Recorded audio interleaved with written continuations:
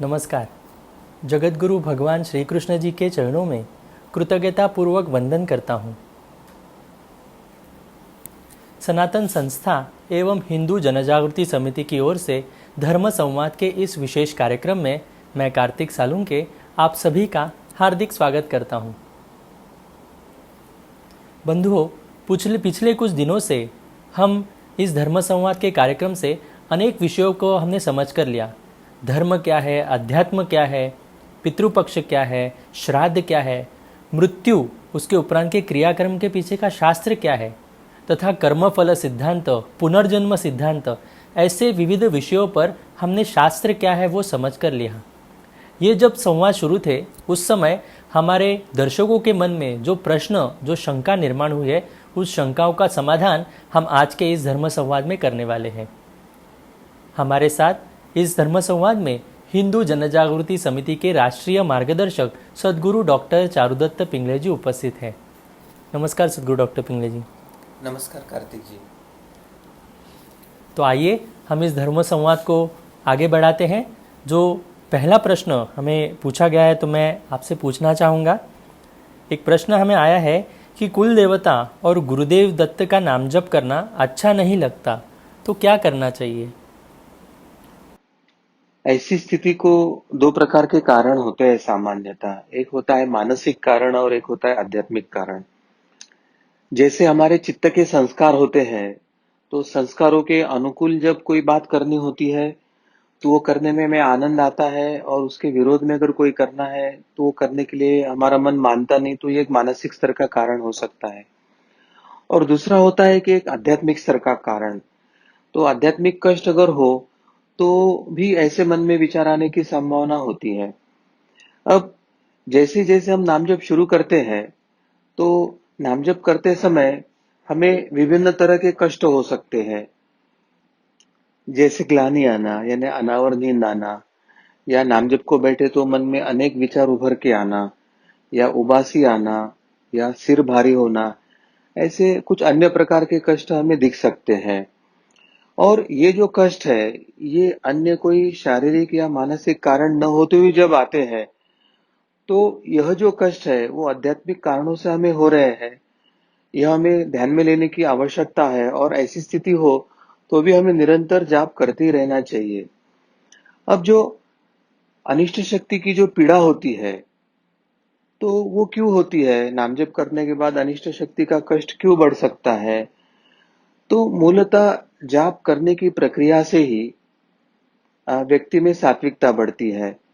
तो व्यक्ति में सात्विकता बढ़ती है, वो जो वास्तु में जप करता है वहां पे सात्विकता बढ़ती है।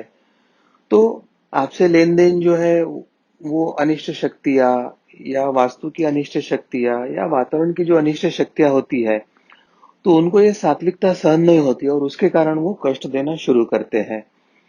और फिर आपके नाम जप के कारण जब आपके नित्य जो जीवन है उसमें उनको बाधा लाना संभव नहीं होता है, तो वो जाप के कारण जो आपके जीवन में एक सकारात्मक परिणाम हो रहा है, तो वो उनको पहले समझ में आता है। तो वो आपके मन में क्या करेंगे कि जाप के प्रति अश्रद्धा निर्माण कर सकते हैं, या जाप नहीं करना चाहिए ऐसे विचार आपके मन में डाल सकते हैं। और इस प्रकार से भी अनिष्ट शक्तियां हमको कष्ट देके जाप से दूर लेके जाने का प्रयास करती है।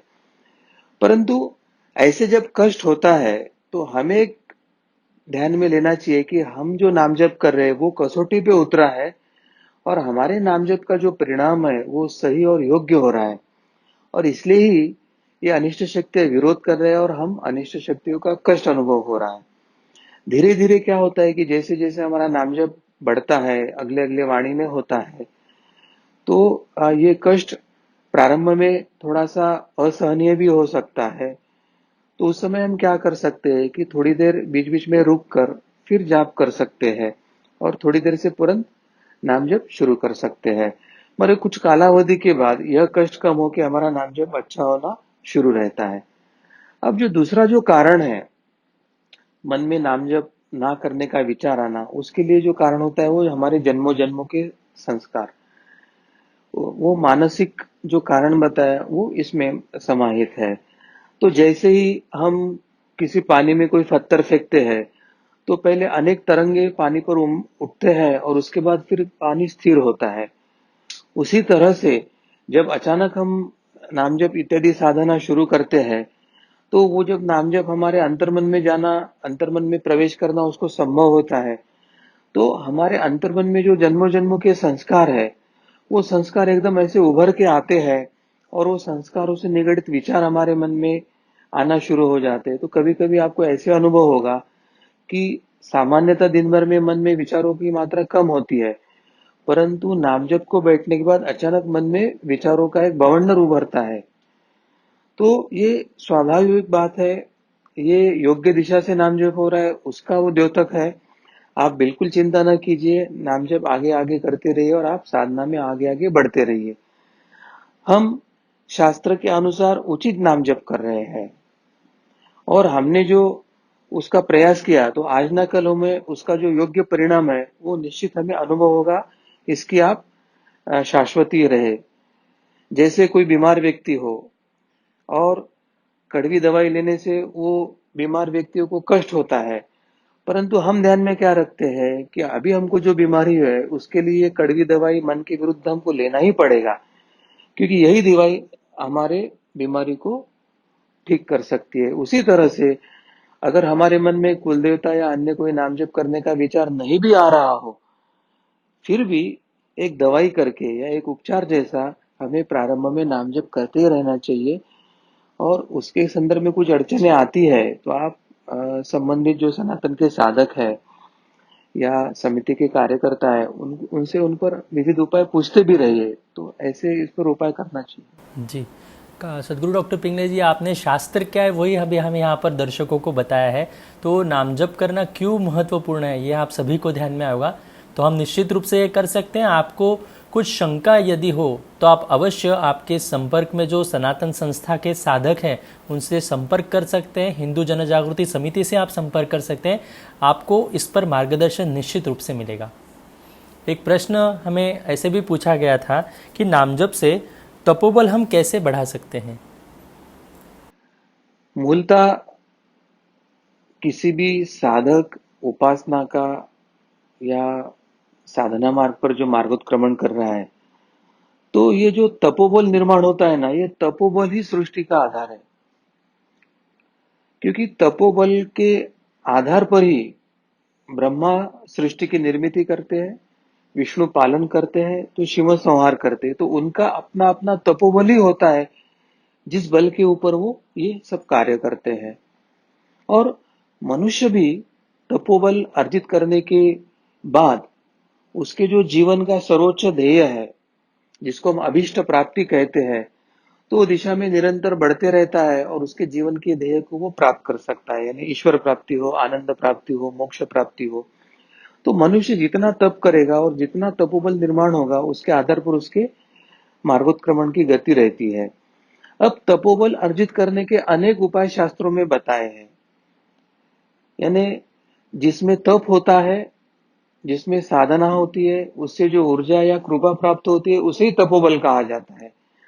और गीता में जो बताया है उसमें प्रमुख से दो प्रकार में उन्होंने बल को विभाजित किया है। एक जो तपोबल जो है, जो बल है तप का, वो कायिक, वाचिक और मानसिक इस प्रकार से विभाजित किया है। तो दूसरा जो एक बल है तपो का बल, वो सात्विक, राजसिक एवं तामसिक इस प्रकार के त्रिगुणात्मक प्रकृति से निगडित वो बलों में उनको विभाजित किया है।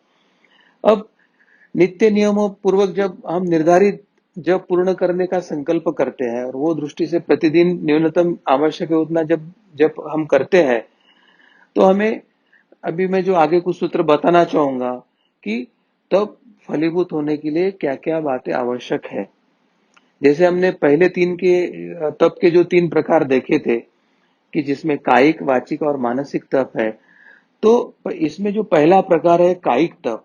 कायिक तप यानी हमें जो देह से, ये स्थूल देह से या हम जो ये काया है, इस काया से जो हम कर्म करते हैं और उसमें जब हमारा तप होता है, तो उससे जो कृपा या बल हमें मिलता है, तो उसको कायिक तप ऐसे कहा जाता है। अब इसमें क्या क्या आता है, देवता हो या गुरु हो, विद्वान हो, इनका विधिवत शास्त्रानुमय पूजन करना चाहिए। शुचिता जो है, यम नियम है, क्या करे क्या ना करे, इसका पालन करना आवश्यकता है।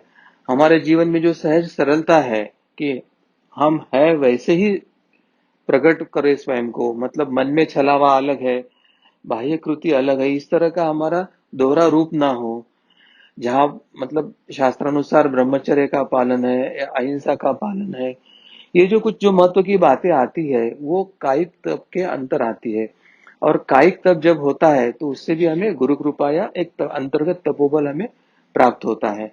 अब दूसरा जो तप कहा गया है उसे वाचिक तप, यानी आपकी जो वाचा है, यानी आपको जो बोलना चालना है या आप जो कहते हैं वो सब में से भी आपका तप हो सकता है।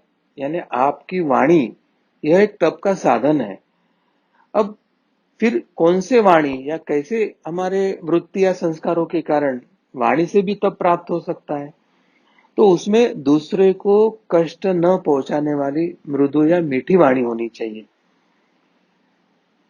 यानी बिना कारण किसी की गलती नहीं है तो हमारे स्वार्थ या दूसरे को पीड़ा देने के उद्देश्य से, किसी को कष्ट पहुंचाने के उद्देश्य से हमारी टीका टिप्पणी या परनिंदा या निंदा करने वाली वाणी नहीं होना चाहिए। दूसरा है वाणी सत्य वचनी होना चाहिए। यानी सत्य भले ही कटु हो, कितना भी अप्रिय हो, तो भी सत्य को स्वीकार कर सत्य को नम्रता से सामने वालों को सहज समझ में आए, सत्य बताते समय सामने वाले के मन में प्रतिक्रिया ना आए। इस प्रकार से जब हम सत्य वाणी का प्रयोग करते हैं तो वो एक तप होता है। और सबसे महत्व का है प्रिय भाषण। प्रिय भाषण यानी क्या कि किसी को हमको कुछ बताना है, सत्य भी बताना है, कटु सत्य भी बताना है, तो अत्यंत प्रिय माध्यम से बताए ताकि उसको वो समझ में आए और उसको स्वीकारने में आसान हो।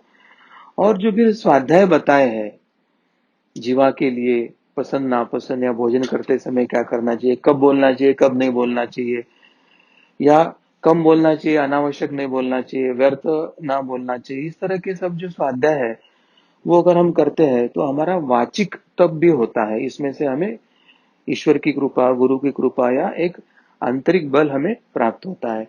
और तीसरा जो है मानसिक तप, यानी हमारे मन की जो वृत्ति है, मन का जो हमारे जीवन में आने वाले प्रसंगों के लिए जो उसकी संवेदना है या मन की जो प्रतिक्रिया होती है, तो वो अगर ईश्वर को अनुकूल, शास्त्र को अनुकूल, धर्म को अनुकूल, साधकत्व को अनुकूल या समाज व्यवस्था उत्तम रहने के अनुकूल अगर वो मानसिक आपके संस्कार कार्यान्वित होते हैं तो उसमें से एक तप निर्माण होता है।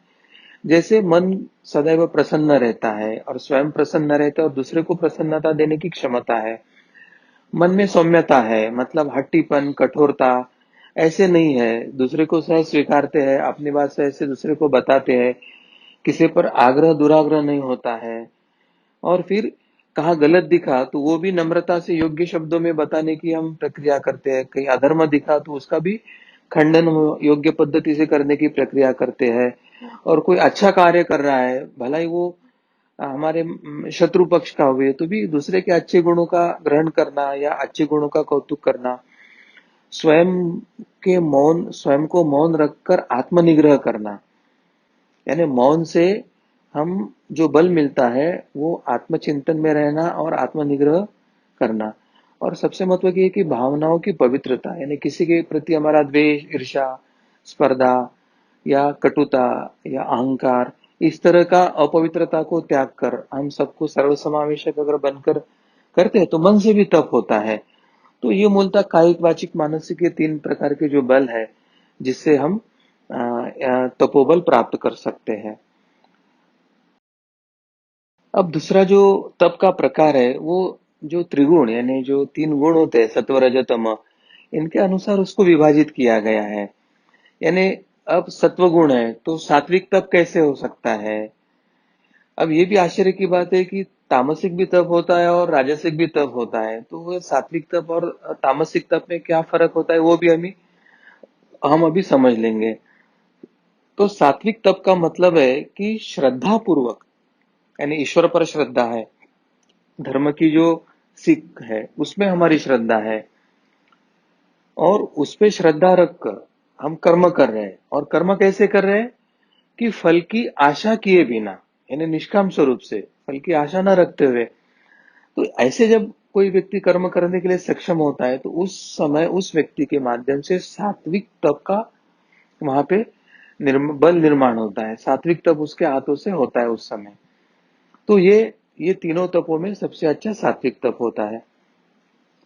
अब राजसिक तप क्या है? रजोगुण से निर्मित जो है, या रजोगुण वाला व्यक्ति साधना करता है या कोई हेतु रख के कर्म करता है, तो उसमें क्या प्राप्त होता है उसको? तो उसकी इच्छा रहती कि मुझे ख्याति प्राप्त हो, मुझे प्रसिद्धि मिले, मुझे प्रतिष्ठा मिले, मुझे मान सम्मान मिले, कोई मेरा कौतुक करे। और उसके लिए वो अहंकार पूर्वक कर्म करता है। और वो भी कौन से? पारमार्थिक यानी आध्यात्मिक कर्म भी वो अहंकार पूर्वक करता है, ये उद्देश्यों को मन में रख कर करता है। तो उसके कारण इसमें जो तप होता है उसको राजसिक तप कहते हैं। तो इससे ईश्वर प्राप्ति की तरफ तो प्रवास नहीं होता है, इससे आपकी इच्छा पूर्ति होती है, और हो सकता है कि इसके बाद आपका अहंकार बढ़ गया तो आप तमोगुणी तप की तरफ जा सकते हैं। अब जो अंतिम है तामसी तप, तमोगुणी तप, यानी व्यक्ति में जब तमोगुण प्रधान होता है, और तमोगुण प्रधान व्यक्ति जब कोई उपासना या कर्म करने का प्रयास करता है, तो उसका उद्देश्य अत्यंत गलत होता है। दूसरे को पीड़ा पहुंचाने के हेतु से बहुत बार वो कर्म करता है, या बहुत बार अपने स्वार्थ को पूर्ति करने के लिए दूसरे को पीड़ा देने के लिए वो अनुष्ठानों का आयोजन करता है।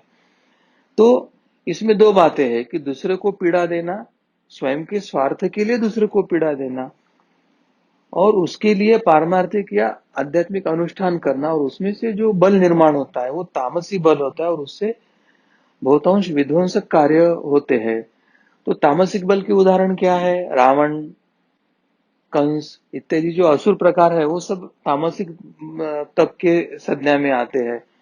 और फिर भक्त प्रहलाद है, या जो भी अच्छे शिष्य है, भक्त है, वो सात्विक बल की संज्ञा में आते हैं। और सर्वसामान्य जो व्यक्ति होता है, मान सम्मान की अपेक्षा है, धन की अपेक्षा है, कौतुक की अपेक्षा है, कुछ अधिकार या सत्ता की अपेक्षा है, ऐसे जो होते हैं वो राजसिक बल में जाते हैं। अब शतपथ ब्राह्मण में क्या बताया वो हम समझ लेंगे। शतपथ ब्राह्मण में वे बताते हैं कि तपसा वही लोकम जयति, अर्थात तप से संसार पर विजय पा सकते हैं, ऐसे उन्होंने एक वाक्य में हमें बताया है। यानी किसी व्यक्ति को संसार पर विजय पाना है या स्वयं पर विजय पाना है, तो उसको तप करना आवश्यक होता है। मनुस्मृतिकार का मत है कि संस्कार में जो कुछ प्राप्त होना असंभव लगता है या दुष्प्राप्य है, ऐसे सभी बातों को व्यक्ति तप से प्राप्त कर सकता है। यानी सर्वसामान्य व्यक्ति को जो उसके जीवन में कुछ बातें प्राप्त करना कठिन लगती है, वो अगर तप करता है तो उसको प्राप्त होता है। और इसलिए हम हमारे पुराणों में और धार्मिक इतिहासों में हम उदाहरण देखते हैं कि असुरों ने भी बड़ी तपस्या करके, तप करके, उन्होंने ब्रह्मा जी या शिव जी से वर मांगकर फिर वो बलाढ्य असुर बने। तो तप का बल मिलने के बाद आपकी उपासना का फल भगवान को देना आवश्यक ही होता है। और फिर स्वार्थी इच्छा है, फिर त्रिलोक का राज्य चाहिए, मैं देवता के हाथों से ना मरे, या मैं विजय हूं, इस तरह की एक तमोगुणी वृत्ति को रखकर वो आशीर्वाद मांगते थे, और उसके लिए उनको वो वरदान मिल जाता था। तो इस प्रकार से हमारे पुराणों में भी ऐसे कई उदाहरण हमको मिलते हैं कि तप से मनुष्य जो भी दुष्प्राप्य है वो प्राप्त कर सकता है, मगर सर्वसामान्य व्यक्ति ने सात्विक तप की तरफ जाना आवश्यक होता है। अब तप के सम्मुख कुछ भी कठिन नहीं है और कुछ भी दुर्लभ नहीं है। और प्राचीन काल में ऋषि मुनि महर्षियों, इन्होंने जो कुछ कार्य किया, धर्म की रक्षा का हो, धर्म की पुनर्स्थापना का हो, अवतारों के साथ जो उन्होंने जो कुछ कार्य किया है, वो उनके तपोबल पर ही किया है। ये हमको सबको रामायण महाभारत इत्यादि सभी कथाओं के कारण पता है। अब हमको ये भी पता है कि राजा भगीरथ ने अपने पुरखों को गति देने हेतु अपने तपोबल से ही गंगा को वैकुंठ से धीरे धीरे पृथ्वी पर लाया था। तो गंगा का अवतरण जो पृथ्वी पर हुआ, उसके लिए एकमात्र कारण था भगीरथ का तपोबल। अब तब से असंभव को संभव करने की क्षमता उस व्यक्ति में आ जाती है। चाहे वशिष्ठ हो, विश्वामित्र हो, भृगु हो, अंगिरा हो, परशुराम हो, व्यास आदि अनेक जो ब्रह्मर्षि है, इनके तपोबोल के आख्यानों से, इतिहासों से हमारा पूरा पौराणिक साहित्य भरा पड़ा हुआ है। जैसे अग्नि में तपाने के बाद स्वर्ण शुद्ध होकर चमकने लगता है, दमकने लगता है, उसी प्रकार कर्म धातु से मिला हुआ ये जो शरीर है, जब हम उपासना करते, कायिक वाचिक मानसिक तप करते हैं या सात्विक या विविध प्रकार का हम तप करते हैं, तो उस तप के अग्नि से जब हमें तेजस्विता प्राप्त होती है, तो ऐसे ऋषि मुनि फिर दिव्य दिव्य कार्य करते हैं। तो तप का जीवन में इतना बड़ा महत्व है। जी, आपने विस्तृतता से हमें तप के बारे में यहाँ पर बताया है। मैं अगला प्रश्न आपसे पूछना चाहूँगा। हमें ऐसे पूछा गया कि स्वयं की नकारात्मकता कैसे दूर करें, ऐसे एक प्रश्न आया था। बहुत प्रैक्टिकल प्रश्न है, क्योंकि वर्तमान कलयुग में ऐसे दिखाई देते कि हर परिवार में आधे से अधिक जो सदस्य होते हैं, तो कुछ ना कुछ नकारात्मकता में ही फंसे हुए हैं। वर्तमान 20-25 वर्षों में एक मानसिक रोगों की ऐसी बड़ी श्रृंखला भी निर्माण हुई है। तो सबसे पहले मन में जो नकारात्मकता आती है, तो उसके कारण मीमांसा क्या है, कौन से कारणों से आती है, वो हम देख लेंगे। अपने मन में नकारात्मकता आने के दो ही कारण होते हैं, एक है मानसिक कारण और दूसरा है आध्यात्मिक कारण। यानी अनेक बार जब हमारे जीवन में विपरीत परिस्थिति आती है, संकट आती है, और फिर उस संकट को जूझने के लिए हमारा मनोबल काम नहीं देता, हमारा आत्मबल सहायता नहीं देती, हमारा पुण्य बल साथ में नहीं होता है, और जब उस परिस्थिति से अंदर से हम हारने की प्रक्रिया शुरू हो जाती है, तो ऐसे परिस्थिति में हमारे मन में एक नकारात्मकता आती है। वास्तव में हमारा मन जो है, ये नकारात्मकता अनुभव करता है। वो मन नकारात्मकता क्यों अनुभव करता है कि उसके सामने जो प्रसंग आ रहा है, उनमें उसके सामने जो परिस्थिति आ रही है, उसके सामने जो संकट आ रहा है, तो उसको योग्य पद्धति से प्रतिक्रिया कैसे दे, उस प्रसंग को योग्य पद्धति से रिस्पॉन्ड कैसे करे, वो करने की क्षमता मन में न होने के कारण उसके मन में नकारात्मकता आती है।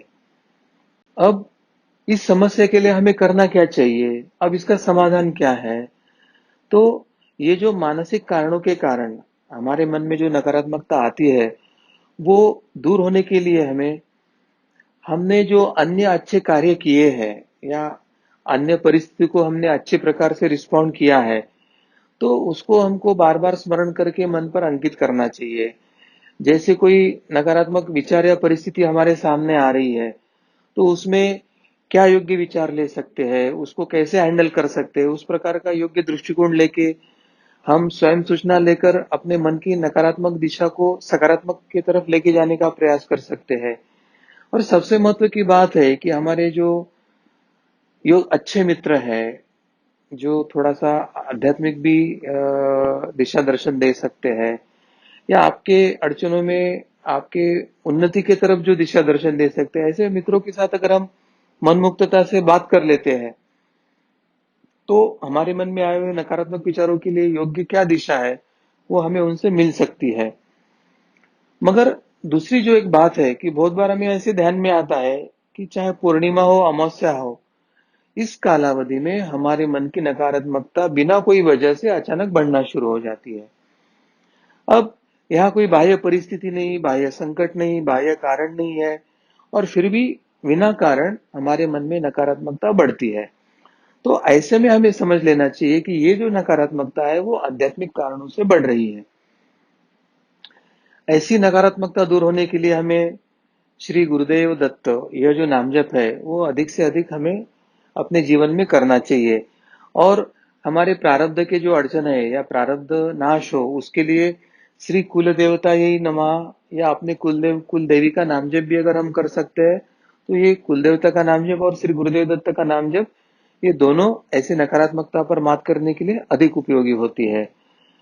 मूलतः पूर्वजों के कष्टों के कारण इस प्रकार की अनिष्ट जो कष्ट है, वो हमें होने की संभावना होती है, इसलिए हम श्री गुरुदेव दत्त का जाप करते हैं। परंतु कभी कभी हमारा प्रारब्ध उस समय बुरा होता है, और कुल देवता का कार्य प्रारब्ध नाश करना या प्रारब्ध भोगने के लिए शक्ति देना ये होता है, या आपके जीवन के व्यवहारिक जो अड़चन है वो दूर करना होता है, तो उसके लिए कुल देवता का नाम जब आपको सहाय करता है। तो अमावस्या और पूर्णिमा के 2 दिन पहले और 2 दिन बाद अगर हम अपने नाम जप और साधना की वृत्ति की तरफ अधिक ध्यान देते हैं तो इस प्रकार का कष्ट कम हो सकता है।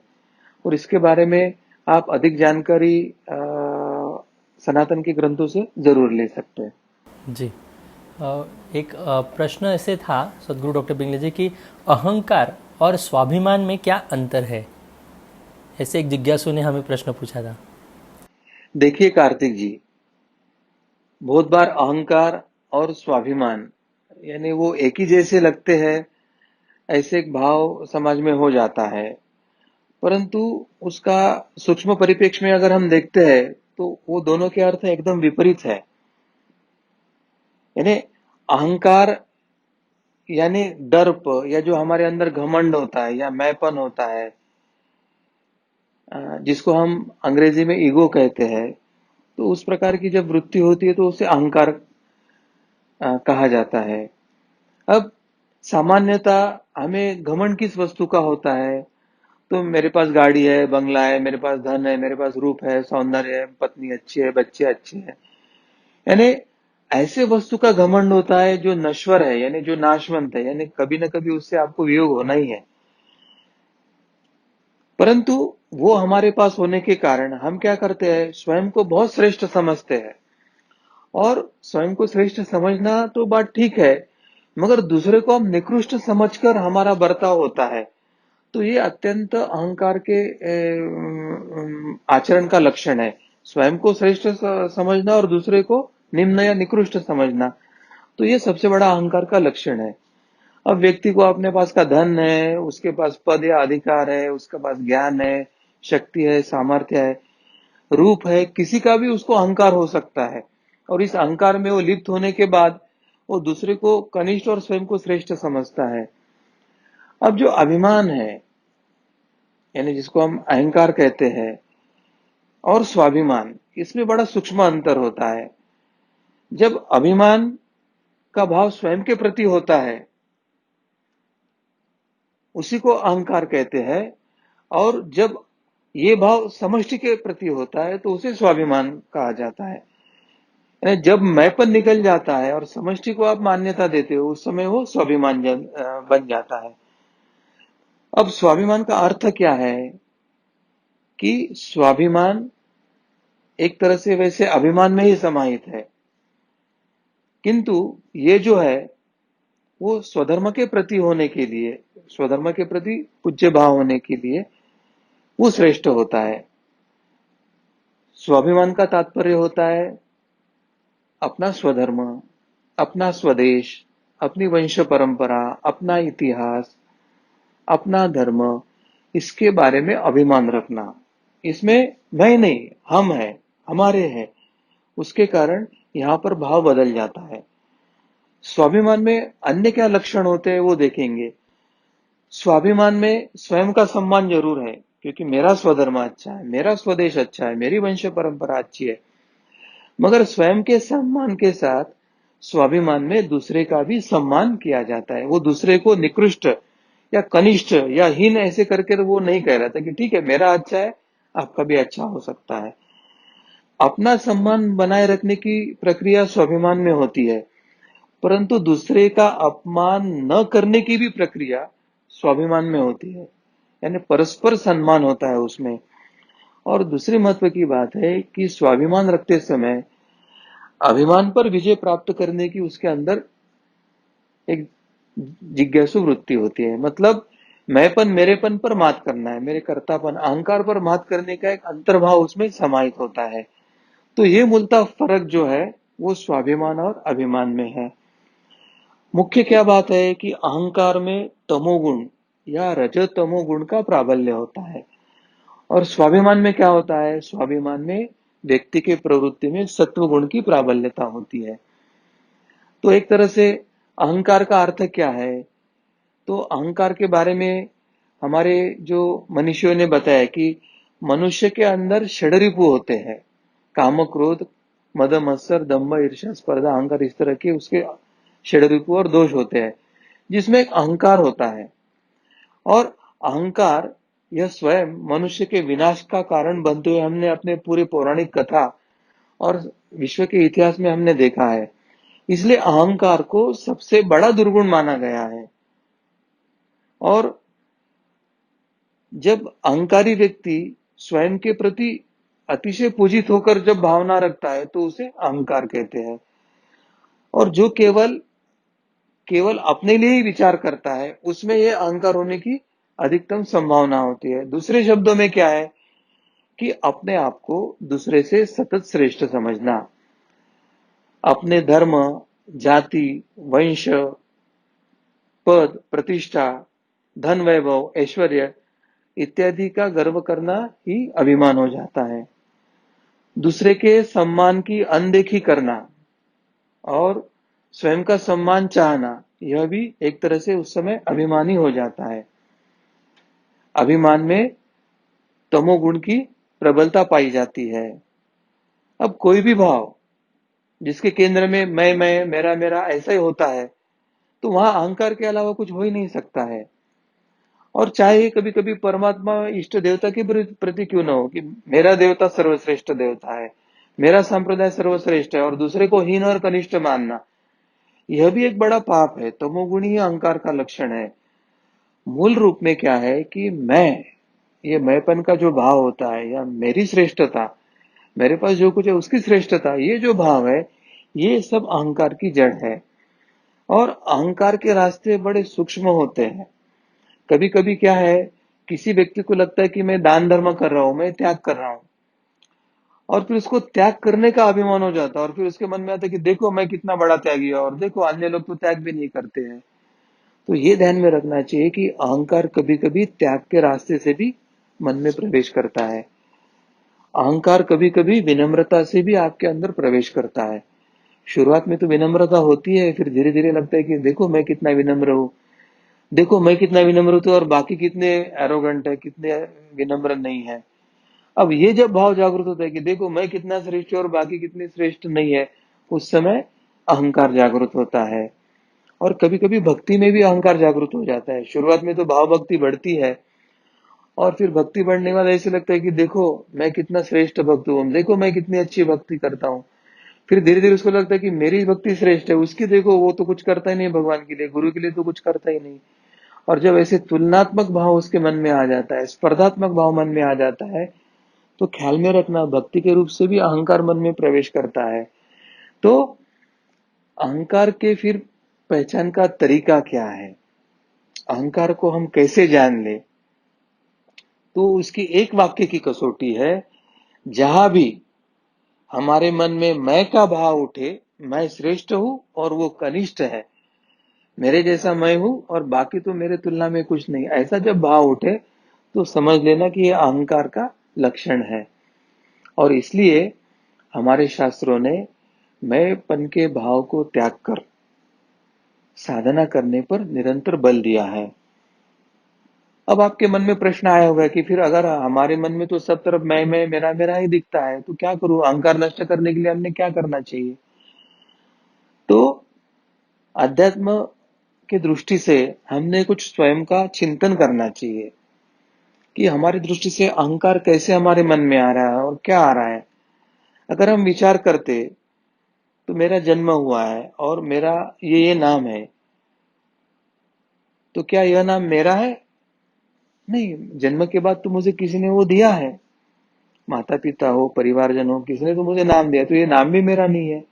किसी को लगता है मैं इंजीनियर हूं, क्या वो इंजीनियर है या मनुष्य है? मूलतः तो वो मनुष्य होता है, मगर इंजीनियरिंग सीखने के बाद उसमें एक अहंकार हो जाता है कि मैं इंजीनियर हूं। तो इस प्रकार जब अपने मूल स्वरूप से हम बाह्य स्वरूप का आधार लेकर अपनी पहचान स्थापित करने की प्रयास करते हैं, तो हमारा प्रवास अहंकार की तरफ जा रहा है। इससे हम ईश्वर से अलग हो जाते हैं, और ईश्वर से अलग होकर रहने की प्रक्रिया ही अहंकार का जड़ है। यानी मैं और ईश्वर अलग है, यही विचार अहंकार की जड़ है। और जब मैं इंजीनियर हूं ऐसा भाव रहता है, तब मैं ईश्वर नहीं हूं ऐसा अप्रत्यक्ष मन में भाव जागृत होने के कारण मन में अहंकार जागृत रहता है। तो अहंकार जब जागृत होता है तब मेरा भला कैसे होगा, मुझे कैसे सुख मिलेगा, मेरी संपत्ति कैसे बढ़ेगी, मुझे मान सम्मान कैसे मिलेगा, लोग मेरी वाह वाह कैसे करेंगे, सभी लोग मेरे मनानुसार कैसे बर्ताव करना चाहिए, मैं जो कहता हूँ वो सबने सुनना चाहिए, ऐसे ही सतत लगता है। और इस प्रकार से अगर नहीं होता है तो मन ही मन हमें गुस्सा आना आरंभ होता है। तो मन ही मन जब गुस्सा आना आरंभ होता है तो वो तो समझ लेना कि अब अहंकार अगले स्तर पर जा रहा है और अब वो गुस्से के माध्यम से अहंकार अपना नया अकराल विकराल रूप प्रकट कर रहा है। अब इस अहंकार को नष्ट करना है तो कैसे विचार करना चाहिए, इस संदर्भ में अभी हम जान लेंगे। तो क्या है कि जब मेरा जन्म हुआ तो मेरे पास कोई नाम नहीं था, केवल शरीर था और मन था। अब यह दोनों शरीर एवं मन ईश्वर के चैतन्य से मुझे प्राप्त हुए, मैंने तो कहीं से खरीद कर लाए नहीं थे। और जब शरीर बड़ा होने लगा तो वो सुंदर दिखने लगा, तो वो सुंदर दिखने में मेरा क्या योगदान है, कुछ तो नहीं है, ये तो ईश्वर की कृपा है। अब ये शरीर में चैतन्य देने वाले की, परमेश्वर की, ईश्वर की ही कृपा है। और इस कारण यदि अगर किसी की वाह वाह होना चाहिए, अगर किसी का स्मरण होना चाहिए, तो वो मेरी नहीं, वो ईश्वर की होना चाहिए।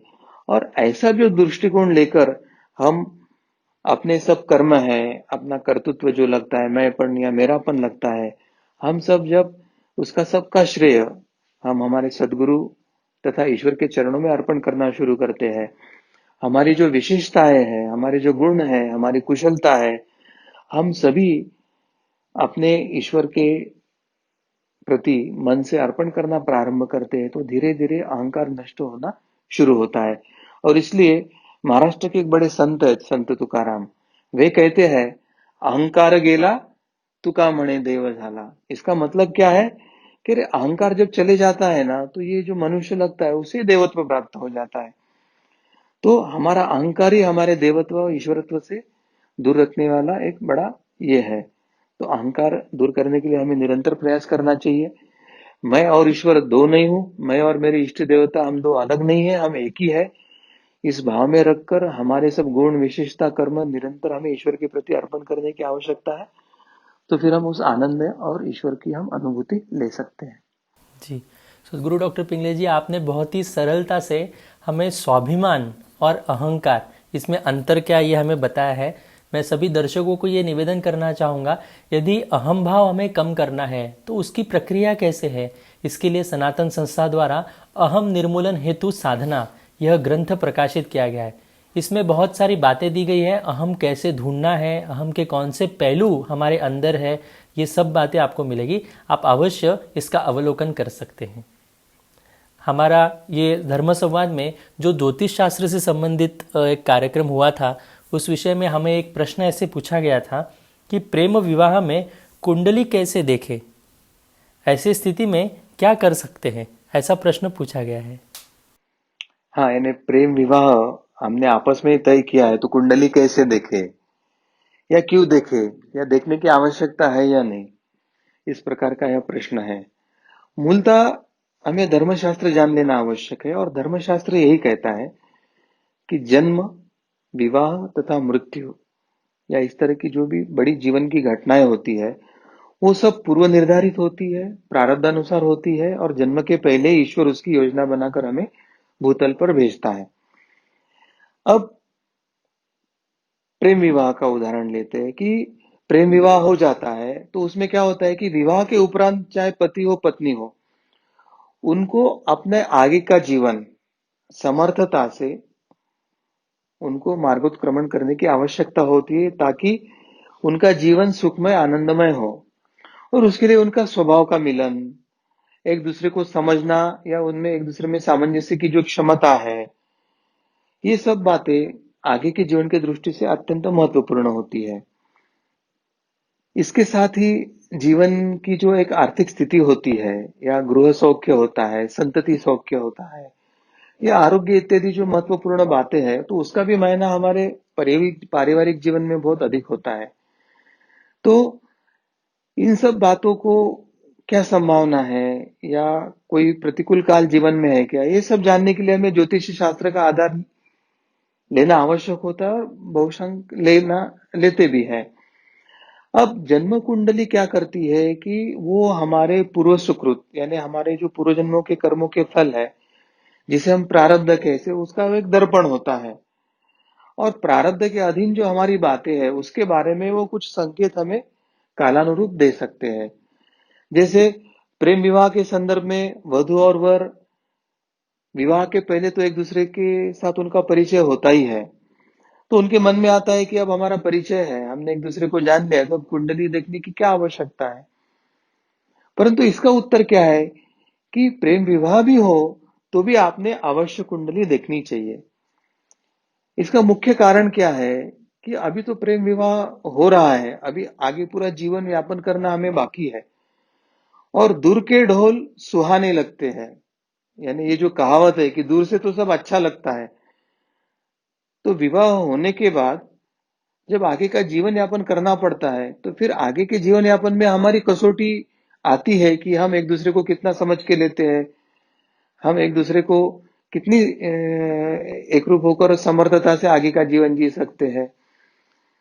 अब प्रेम विवाह में क्या लगता है लड़के लड़की को कि हम तो आरंभ से एक दूसरे को देखे हैं, जाने हैं, तो हमारी बनती है। परंतु ऐसे भला ही वो बाहर से दिख रहा हो, परंतु प्रत्यक्ष स्थिति भिन्न होती है। जब विवाह के उपरांत जब जीवन में प्रत्यक्ष अड़चने आना शुरू होती है, अड़चनों का सामना करने की आवश्यकता होती है, जब एक दूसरे के स्वभाव या अड़चनों को प्रतिक्रिया देने की पद्धति अलग होती है, पसंद नापसंद जब अलग होनी दिखाई देती है, तब सही मायने में पति पत्नी की नवविवाहितों की परीक्षा शुरू हो जाती है। और फिर ऐसे परिस्थिति में वो समझौता नहीं कर पाते, एक दूसरे को समझ नहीं पाते हैं, तो उनमें बार बार झड़प होने लगती है। और ऐसे हमारा अनुभव भी है, क्योंकि जो डाइवोर्स का प्रमाण है विवाह विच्छेद का, वो सबसे ज्यादा प्रेम विवाह में दिखाई देता है, ऐसे एक अभ्यास भी बताता है। इसलिए प्रेम विवाह वाले लोगों का तुरंत निर्णय लेने की उनकी मानसिकता होती है, हमारा पटा हमें विवाह करना है, अब हमारी पटती नहीं तो तुरंत हमें अलग होना है। ऐसे निर्णय भी जल्दी बाजी में लेने की उनकी मानसिकता रहती है। और बहुत बार क्या होता है कि वर्तमान जो पीढ़ी चल रही है तो उनमें प्रेम कम और बाह्य आकर्षण ज्यादा होता है, और वो बाह्य आकर्षण को ही प्रेम मानते हैं। और जैसे ही विवाह के बाद बाह्य आकर्षण खत्म हो जाता है तो वो जो दिखावा का प्रेम रहता है तो वो खत्म होके फिर उनकी आपस में झड़पें शुरू हो जाती है। और वर्तमान में तो प्रेम प्रकरणों में अनेक बार धोखाधड़ी का भी सामने आया है। तो प्रेम विवाह धोखाधड़ी इत्यादि के माध्यम से असफल होने का प्रमाण भी अधिक होता है। इसलिए भले ही हम प्रेम विवाह कर रहे हैं तो भी ज्योतिष का मत लेना सदैव हमारे लिए श्रेयस्कर होता है। अब प्रेम विवाह की स्थिति में विवाह के पहले तो कुंडली मिलाकर देख नहीं सकते, क्योंकि प्रेम तो कुंडली देख के नहीं किया होता है। परंतु विवाह तय होने के बाद कुंडली जरूर मिलाकर देखे, या विवाह होने के बाद भी देखे तो भी उसमें कोई गलत नहीं होगा। पर देखने का उद्देश्य केवल इतना ही होना चाहिए कि दोनों के कुंडली के मिलान में ऐसा कोई तो दोष नहीं है ना कि जो उनके लिए भविष्य में जीवन में कोई बाधा बन सकता है। ऐसे तो कोई काल दोनों के जीवन में एक साथ तो नहीं आ रहा है कि वो दोनों के लिए अशुभ हो या कुछ अनिष्ट परिणाम होने की संभावना है। अगर हम पहले ही ये काल को जान लेते हैं और उसको जो उपाय बताते हैं ज्योतिष शास्त्रीय अध्यात्म शास्त्रीय, वो उपाय तथा शांति वगैरह करने से अगर उस काल को हम अपने जीवन से टाल सकते हैं, तो भला ही आपका सामान्य विवाह हो या प्रेम विवाह हो, तो हमारा विवाह सुखमय और आनंदमय हो सकता है। प्रेम विवाह हो चुका हो, परंतु आगे के जीवन में सुख आने के लिए जो क्रियामान कर्म करना हमारे हाथ में है, कुंडली दिखाकर योग्य उपाय या आध्यात्मिक उपाय करना जो हमारे हाथ में है, अगर दोनों करते हैं तो निश्चित ही प्रेम विवाह के बाद भी आने वाले संकटों पर मात करके भी अपना जीवन अधिक सुखमय करने की संभावना होती है। तो प्रेम विवाह हो या सामान्य विवाह हो, कुंडली जरूर देखें, ज्योतिष शास्त्र का जरूर लाभ ले और अपने जीवन को सुखमय और आनंदमय बनाए, ऐसे मैं सबको बताना चाहूंगा। जी। एक प्रश्न हमें ऐसे यहाँ पर पूछा गया था कि हिंदू धर्म में एक ही ईश्वर है तो इतने संप्रदाय क्यों हैं? तो इसके बारे में आप हमें मार्गदर्शन करें। धर्म या पंथ के किसी विशिष्ट अंग को महत्व देने वाले तथा उसके अनुसार प्रत्यक्ष आचरण करने वाले जनसमूहों को संप्रदाय से कहा जाता है। हिंदू धर्म में शैव है, वैष्णव है, शाक्य है, शाक्त है, गाणपत्य है, ऐसे अनेक संप्रदाय है। अधिकांश संप्रदायों के उप संप्रदाय और फिर उसके उप संप्रदाय, ऐसे अनेक विभाग धीरे धीरे होते गए हैं। सामान्य रूप से अनेक संप्रदाय होने से धर्म में भेद निर्माण होकर धर्म की हानि हो रही है, ऐसे लगता है।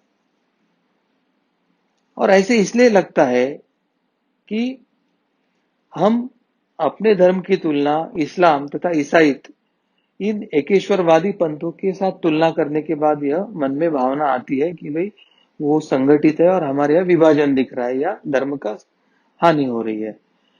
परंतु हमें ये जान लेना आवश्यक है कि हिंदू धर्म विश्वव्यापक और सर्वसमावेशक है और इस कारण इस पंथ में विकास अधिकाधिक हुआ है और धर्म का एक व्यापक स्वरूप समय समय पर प्रकट हुआ है।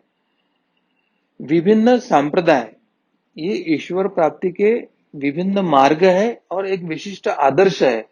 जो महानुभाव ने इस मार्ग से साधना करके ईश्वर प्राप्ति किया है, उन्होंने ये आदर्श स्थापित किए हैं। यानी ये आदर्श और ये भक्ति का जो विशेष प्रकार है या उपासना पद्धति है, उसी को ही हम स्थापना संप्रदाय की स्थापना ऐसे कहते हैं। अब कोई संप्रदाय कितना भी अपने आचरण के लिए वो कटिबद्ध हो, वह मूल अपने हिंदू धर्म का त्याग नहीं करता है। उपनिषदों में जो सर्वेश्वरवाद बताया है, उससे हिंदू धर्म कभी भी विभक्त नहीं हुआ है। सभी संप्रदाय ईश्वर प्राप्ति के लिए विशिष्ट आदर्श एवं भक्ति स्थापित करते हैं और उस मार्ग पर सभी अनुयायी आगे आगे बढ़ते हैं। यह संप्रदाय भले ही अलग अलग हो, परंतु जो धर्म के जो 16 संस्कार है, त्योहार है, उत्सव है या कुंभ मेला आदि जो विविध आयोजन है, इन सभी स्थानों पर तथा सांस्कृतिक है, सामूहिक कार्यक्रम है, ऐसे सभी स्थानों पर ये सभी संप्रदाय, ये सभी पंथ एकत्रित आते हैं, एक छत्र होते हैं और आनंद से परस्पर सहयोग से वे वहां शामिल होते हैं।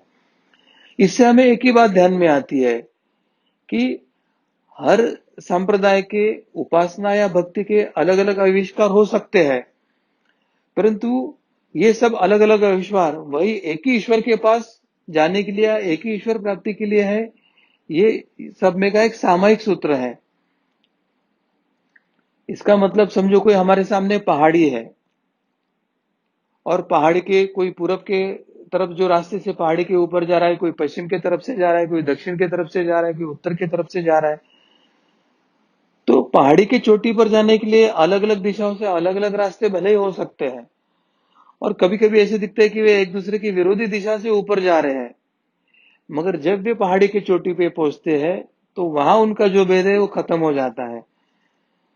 उसी तरह से सनातन धर्म ने एक सिद्धांत बताया है कि जितने व्यक्ति उतनी प्रकृतियां उतने साधना मार्ग, ये एक आध्यात्मिक सिद्धांत है।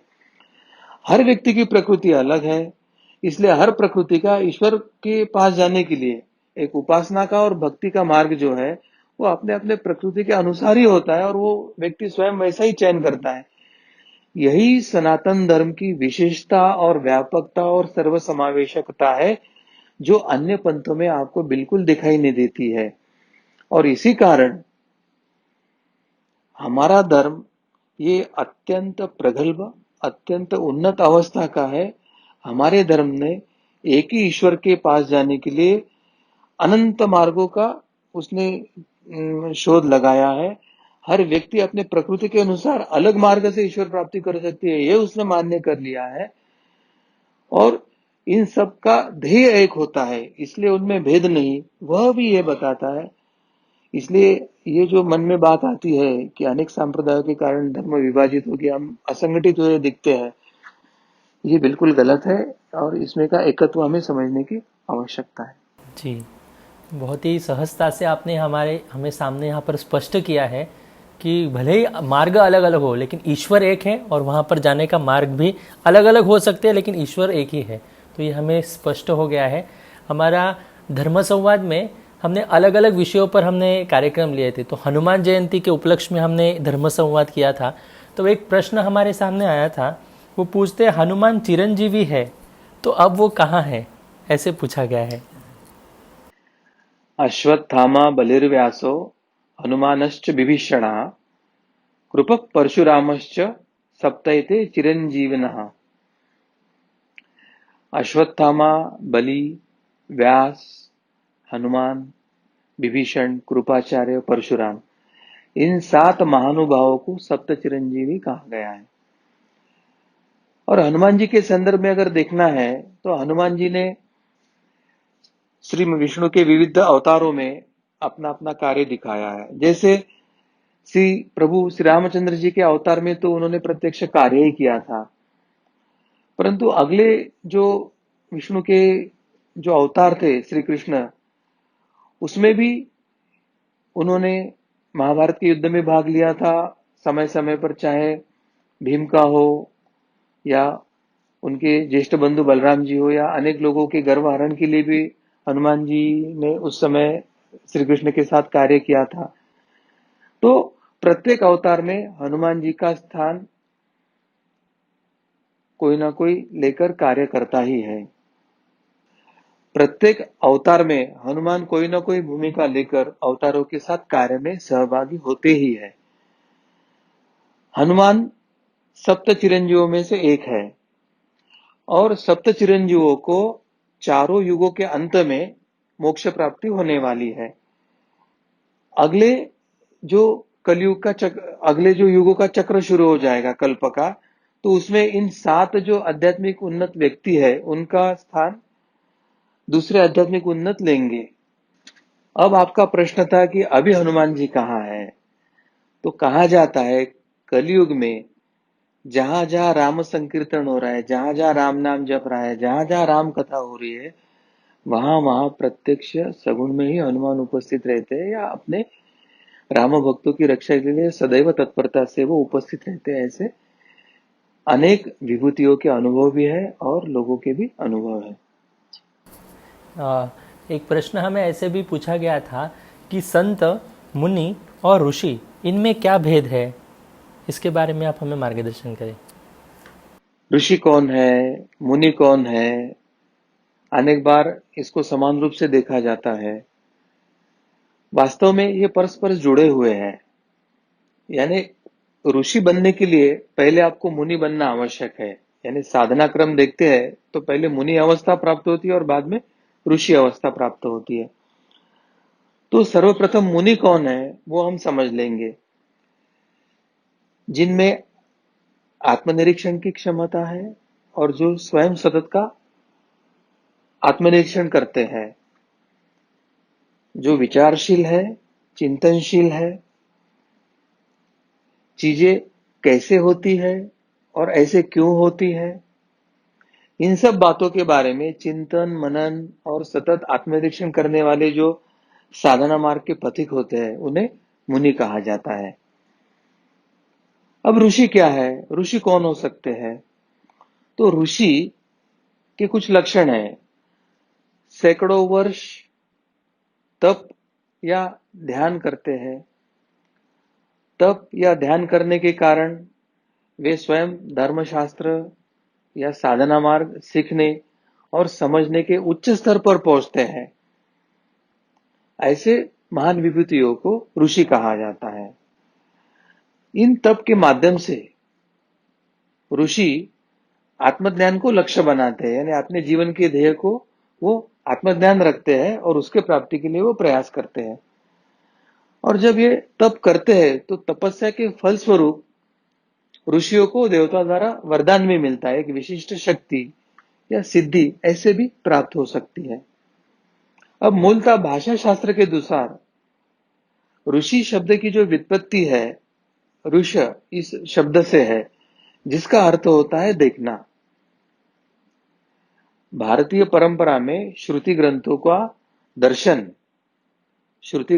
दर्शन अर्थात उसे यथावत समझने की क्षमता जो रखते हैं उसे ऋषि कहा गया है। यानी श्रुति ग्रंथों में जो दर्शन शास्त्र रखा है या उसमें जो आपको जीवन का ध्येय करके जो दर्शन प्राप्ति करना है उसको समझने की क्षमता और उस पथ पर चलने की क्षमता जिनमें होती है उन्हें ऋषि कहा जाता है। ये ऋषि जो होते हैं उनमें एकाग्रता की एक विलक्षण क्षमता होती है। एकाग्रता के बल पर वे ध्यान के उच्चतम अवस्था में प्रवेश करते हैं और जब ध्यान के उच्चतम अवस्था में उनका प्रवेश होता है तो दर्शन शास्त्रों के ग्रंथों में जो लिखा है उनके जो गूढ़ अर्थ है उनको जानना, उनको समझना और उनको अनुभव करना और फिर जो कुछ जाना है, जो कुछ अनुभव किया है वो समष्टि के कल्याण हेतु, समस्त प्राणी मात्रों के कल्याण हेतु उसको विविध ग्रंथों के रूप में लिखकर प्रकट करना, ये ऋषि मुनियों का ऋषि का कार्य होता है। और इसलिए अधिकतम जो ग्रंथ लेखन या ये है वो ऋषियों ने किया है। और इसलिए एक श्लोक में ऋषि की सब भूमिका स्पष्ट करते हुए ये कहा भी गया है, ऋषि तू मंत्र दृष्टारा न तू कर्तारा। अर्थात ऋषि को कहा है कि आप तो मंत्र के देखने वाले हो, ना कि मंत्र बनाने वाले, यानी ना कि मंत्र के आप कर्ता हो। अर्थात मंत्र को बनाने वाले, निर्माण करने वाले तो एक ही है, वो है परमात्मा परमेश्वर। और परमात्मा ने जो लिखा है मंत्र, उसको देखा, उसको समझा, उसको अनुभव किया और फिर वो अनुभव जो लिखा है आपने, तो ऋषि मंत्र को देखने वाले हैं, द्रष्टा है, वो कर्ता नहीं है, ऐसे कहा जाता है। और इसलिए किसी भी मंत्र के पूर्व उस जप का एक विनियोग जो होता है वो अवश्य बोला जाता है। उसमें यह कहा जाता है, अस्य श्री ओंकार स्वरूप परमात्मा गायत्री छंदा परमात्मा ऋषि अंतर्यामी देवता अंतर्यामी प्रीत्यर्थे आत्मज्ञान प्राप्त्यर्थ जपे विनियोगा। उसमें यह मंत्र प्रकट करने वाले परमात्मा नामक ऋषि का उल्लेख किया गया है। सामान्यतः वेदों की ऋचाओं का साक्षात्कार करने वाले जो साधना पथिक होते हैं उन्हें ऋषि कहा जाता था। और मुनि के जो लक्षण है, जिसमें कहा जाता है कि राग द्वेष रहित संतों, साधु और ऋषियों को मुनि कहा जाता है। मुनियों को यति, तपस्वी, भिक्षु और श्रमण भी कहा जाता है। भगवद गीता में कहा है कि जिसका चित्त दुख से उद्विग्न नहीं होता है या जो सुख की इच्छा नहीं करते या जो आसक्ति, भय और क्रोध से रहित हुआ है, ऐसे निश्चल बुद्धि वाले आध्यात्मिक उन्नत को मुनि कहा जाता है। वैदिक ऋषि जंगल में कंदमूल खाकर जीवन निर्वाह कर रहे थे। जो मनन करे उसे मुनि कहते थे। मननशील महात्मा को भी मुनि ही कहा जाता है। प्राचीन भारत में बहुत मननशील तपस्वी या त्यागी जो पुरुष है वो होकर गए हैं। मुनि शब्द का दूसरा अर्थ है मौन, यानी शांति। अर्थात मन में शांति है, मन में कोई विचार नहीं है, इसके लिए जो बोलते ही नहीं है या आवश्यक है वो व्यवहार चलाने के लिए उतना ही कम बोलते हैं, उन्हें मुनि कहा जाता है। अर्थात एक ऋषि या साधु विशेष रूप से मौन को पूरा करने की शपथ लेते हैं या जो बोलते भी है तो बहुत कम बोलते हैं, उन्हें ही मुनि कहा जाता है। एक वे भी मुनि होते हैं जो सतत नारायण यानी ईश्वर का जाप करते हैं या भगवान का ध्यान करते करते स्मरण करते हैं, जैसे नारद मुनि हैं। मुनि मंत्रों का मनन करते हैं और अपने चिंतन से ज्ञान के एक व्यापक भंडार की उत्पत्ति कर वे समाज के सामने रखते हैं। वे शास्त्रों का लेखन करते हैं। कर्म साधना के माध्यम से वे आत्म प्राप्ति या ईश्वर प्राप्ति के मार्ग पर चलते हैं। और ऐसे सब मुनियों में जो मुख्य है वो वेद व्यास है। वेद व्यास ने वेदों को 4 भागों में विभाजित किया तथा उन्होंने महाभारत और 18 पुराणों का लेखन किया था तथा महर्षि वाल्मीकि ने रामायण की रचना किया था। अब संत क्या है, संत किसे कह सकते हैं? तो संत यह शब्द संस्कृत का नहीं बल्कि प्राकृत का है। संस्कृत का एक जो शब्द था शांत, शांत शब्द बोलते समय बिगड़ गया और बिगड़कर शांत हो गया और शांत से संत हो गया। मूलतः यह पंजाबी क्षेत्र के प्रभाव से शांत शब्द का धीरे धीरे वो संत शब्द की व्युत्पत्ति हुई है। वास्तव में इस शब्द में ही उस आध्यात्मिक उन्नत के स्वभाव के लक्षण समाहित है। जो शांत होना चाहिए, जिसका मन और चित्त शांत हो गया, वो संत। सहजता और शांत जिसके स्वभाव में बसा है, वो संत। यह शब्द ऐसे आध्यात्मिक व्यक्ति को जो लागू पड़ता है, वो संत होता है।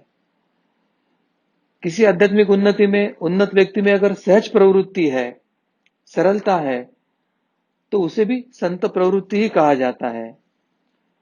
संत की साधना सहजता के प्रति होती है। वास्तव में संत होना ये मनुष्यता का सर्वोपरि स्थिति है। संत होना गुण भी है और संत होना योग्यता भी है। अर्थात यह स्वयंभू भी है और मिलाने योग्य यानी अर्जन योग्य भी है।